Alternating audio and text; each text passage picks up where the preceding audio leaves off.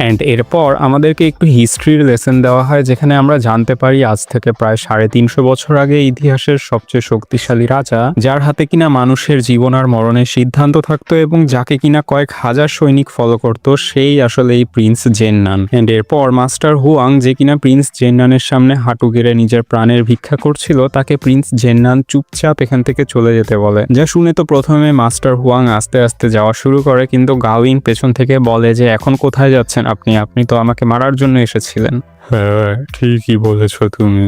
সেই পাওয়ার যেটা আমাকে চিরদিনের জন্য অমর করে তুলবে, সেটা আমি না নিয়ে এখান থেকে কোনোভাবেই যেতে পারবো না। আর এই বলে মাস্টার হুয়াং যখন পেছনে ফেরে, আমরা দেখতে পাই যে এর বডিতে কোনো আউটার লেয়ারই নেই, শুধু ভেতরের কঙ্কালটা দেখা যাচ্ছে। আর এরপর মাস্টার হুয়াং প্রিন্স জেন্নানের কথা অমান্য করে গাওয়িং এর উপর অ্যাটাক করতে যায়, বাট প্রিন্স জেন্নান তার এক হাত দিয়েই আবারও মাস্টার হুয়াং এর মাথা ধরে ফেলে আর গাওয়িং এর সামনেই টেনে শরীর থেকে আলাদা করে দূরে ছুঁড়ে মারে আর তার বডি ছাদ থেকে ধরে ফেলে দেয়, যেখান থেকে আমরা দেখতে পারি একটা লাল পেরেক বের হয়। এরপর প্রিন্স জেন্নান গাওয়িং কে উঠে দাঁড়াতে বলে, কিন্তু তখনই পেছন থেকে একটা কাঠের টুকরা গাওয়িং এর দিকে আসে, যেটা প্রিন্স জেন্নান ধরে ফেলে। এন্ড আমরা দেখতে পাই সিঁড়ি দিয়ে সেই হাকলু কিলারের বডি উঠে আসে, যেটাতে মাস্টার হুয়াং নিজের মাথায় অ্যাটাচ করে নিয়েছে। আরে আরে আরে, আমি তো জানতাম আপনার পূর্বপুরুষদের কাছে অনেক স্পেশাল পাওয়ার ছিল, কিন্তু আপনি তো শুধু হাতে পায়ে ফাইট করছেন। আপনি কি গত রাতে ওই একটা পোকার সাথে ফাইট করতে গিয়ে নিজের সব পাওয়ার হারিয়ে ফেলেছেন প্রিন্স জেন্নান?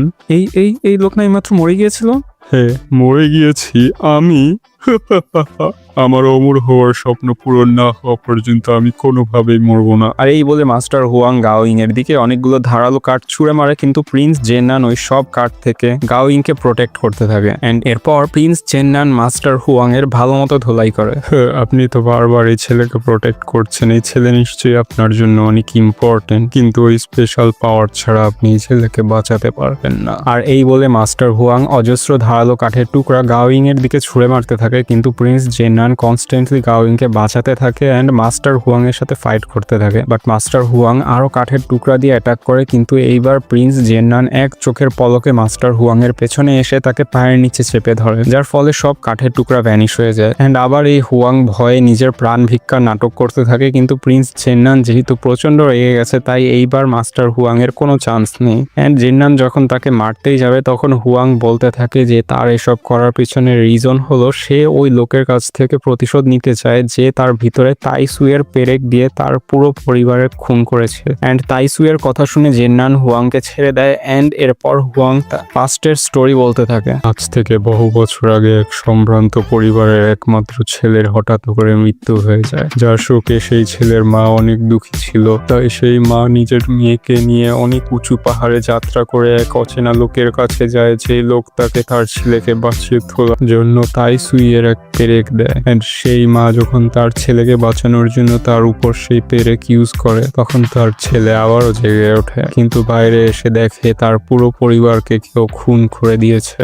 এন্ড যখন সে নিজের মা আর তার ওয়াইফকে নিচে পড়ে থাকতে দেখে, সে নিজের চোখের জল আটকে রাখতে পারে না। এরপর সে ওই তাইসুইয়ের পেরেকটা নিচের মায়ের হাতে দেখে, যেটা নিয়ে সে এক অক্লান্ত সফরে বেরিয়ে পড়ে, যেখানে সে জানতে পারে যে তার ফ্যামিলির মৃত্যুর জন্য সেই দায়ী। এন্ড এরপর তার দেখা হয় সেই অচেনা সাদা চুলওয়ালা লোকের সাথে, যে তাকে এই প্রেজেন্ট টাইম পর্যন্ত হেল্প করছে। এন্ড হুয়াং এর এই দুঃখ ভরা কাহিনী শুনে প্রিন্স জেন্নান গলে তো না, কিন্তু হুয়াংকে নিয়ে একটা স্পেশাল জায়গায় চলে আসে, যেখানে হুয়াং তো খুশিতে নিজের কান্না ধরে রাখতে পারে না, কারণ এই জায়গাতে আসার জন্য সে গত 150 বছর ধরে বেঁচে আছে। বাট এর পরের মুহূর্তেই হুয়াং টের পায় যে তাইসুই তাকে পাওয়ার না দিয়ে উল্টা তার পাওয়ার টেনে নিচ্ছে, যা দেখে হুয়াং চিল্লাতে থাকে। কিন্তু জেন্নান বলে যে এই তাইসুই গাওয়িং কে সিলেক্ট করেছে, তোমাকে না, তুমি তাইসুই পাওয়ার যোগ্য না। যার পর জেন্নান হুয়াং এর মাথা ধরে সেটা ছাদ থেকে ফেলে দেয়, যেটা নিচে থেকে ওই বিজনেসম্যান দেখে ফেলে। আর সিন চেঞ্জ হয়, যেখানে আমাদের লালটু দাদু এসে জেন্নানকে জড়িয়ে ধরে, কারণ প্রিন্স জেন্নান হলো লালটু দাদুর পূর্বপুরুষ।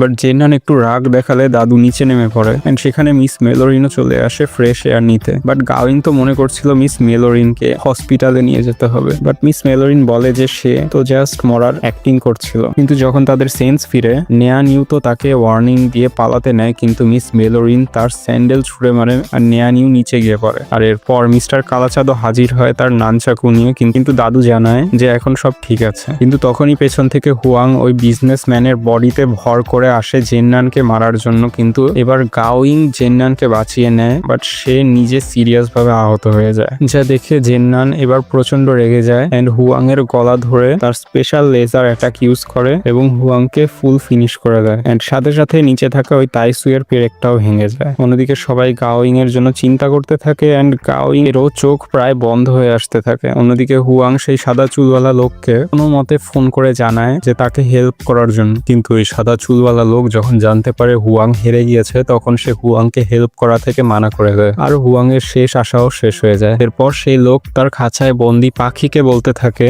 যে সবার ভাগ্য আগে থেকেই ঠিক করা থাকে, ঠিক যেমন তোমার ভাগ্য এই খাঁচায় থাকা ঠিক করা হয়েছে। আর অন্যদিকে গাওয়িং এর চোখ খোলে এন্ড সে তার পাশে জেননানকে দেখে, বলে আমি কোনো বেঁচে আছি কিভাবে, আর এটা কোন জায়গা, আমি না মরে গিয়েছিলাম। আর জেননান বলে যে তুমি কখনোই মরতে পারবা না। আর এরপর গাওয়িং এর সামনে সেই তাইসুইকে দেখতে পায়।